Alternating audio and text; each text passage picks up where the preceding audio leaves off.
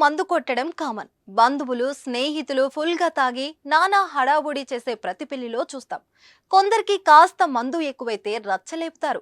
మరి ఇవన్నీ పెళ్లి కొడుకే చేస్తే తన పెళ్లిలో తానే ఫుల్ గా తాగి ఊగితే అబ్బా ఊరుకోండి, ఇలా ఎవరు చేస్తారులే అని మీరు అనుకోవచ్చు. కానీ ఇలాంటి పెళ్లి కొడుకులు కూడా ఉన్నారండి బాబు. ఇదిగో ఈ స్టోరీ వినండి. ఉత్తరప్రదేశ్ రాష్ట్రంలోని ఫతేపూర్లో ఓ వివాహం జరుగుతుంది. కాసేపట్లో ముహూర్తం. పెళ్లికి సర్వం సిద్ధమైంది. భోజనాల కోసం వెరైటీ వంటలు వడ్డించారు. ఇక మండపానికి వరుడు ఊరేగింపుగా బయలుదేరారు. గజం కేవలం 15,500 రూపాయలతో 150 గజాల భూమి కేవలం 23 లక్షలు మాత్రమే. ఈ సందర్భంగా బంధువులు స్నేహితులు డాన్సులు చేస్తున్నారు. వారితో వరుడు కూడా స్టెప్పులు వేశాడు. వరుడు డాన్స్ చేయడం పెద్ద మ్యాటర్ ఏం కాకపోయినా అతడు మాత్రం ఫుల్ గా తాగి గెంతాడు.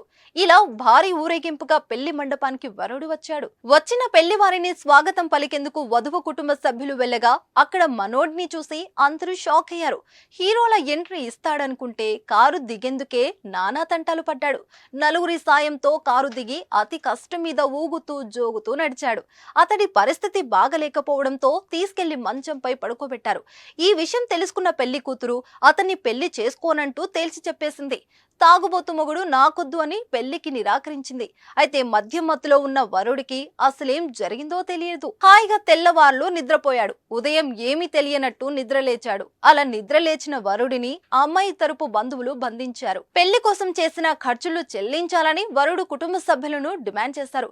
దీంతో వరుడు తండ్రి స్థానిక పోలీస్ స్టేషన్ లో ఫిర్యాదు చేయగా పోలీసుల సమక్షంలో ఇరు వర్గాల వారు రాజీ కుదుర్చుకున్నారు. దీంతో పెళ్లి లేకుండానే వరుడు తిరిగి వెళ్లిపోయాడు. ఆ ఒక్క గంట మందు కొట్టకుండా ఉంటే అతడు పెళ్లి జరిగిపోయేది. సంతోషంగా కొత్త జీవితం ప్రారంభించేవారు. కానీ ఏం చేస్తాం, మందు వాసన అతడిని ఆగనీయలేదు. పీకల్లోతు తాగి తన పెళ్లిని తానే పాడు చేసుకున్నాడు.